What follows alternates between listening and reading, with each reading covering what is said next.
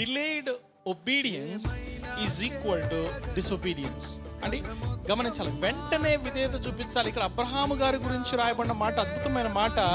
ఆదికాండము 12వ అధ్యాయము 1వ వచనంలో దేవుడు అంటాడు, యెహోవా నీవు లేచి నీ దేశము నుండి, నీ బంధువుల యొద్ద నుండి, నీ తండ్రి ఇంటి నుండి బయలుదేరి నీకు చూపించు దేశమునకు వెళ్ళుము అనగానే 4వ వచనంలో మనం చూస్తాము, యెహోవా అతనితో చెప్పిన ప్రకారము అబ్రహాము వెళ్ళెను. హల్లెలూయా, హల్లెలూయా.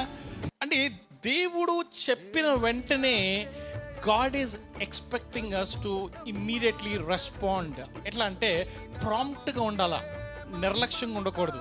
ఏం చేయాలండి? ఇమ్మీడియట్గా విధేయత చూపించే వారిగా ఉండాలి. అంటే మన విధేయతలో ఆలస్యం అనేది ఉండకూడదు.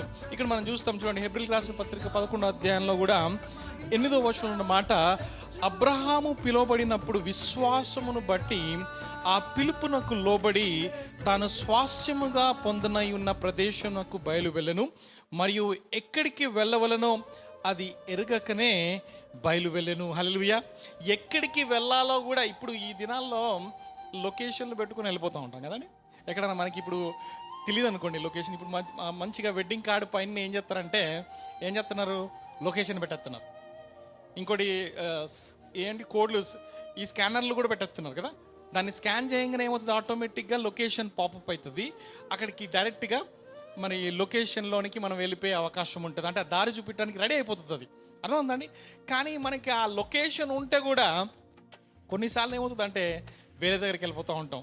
ఒకసారి ఒక ఆయన గూగుల్ చెప్తుంటే వింటా ఉన్నాడంట, టేక్ స్ట్రైట్, తర్వాత టేక్ రైట్. అంటే స్ట్రైట్, రైట్, లెఫ్ట్ వెళ్ళి మళ్ళీ రైట్ తిరగమంటే రైట్కి వెళ్ళే దారి చూస్తే అక్కడంతా మొత్తం సముద్రం ఉందంట. ఏమంటే అర్థమవుతుందా?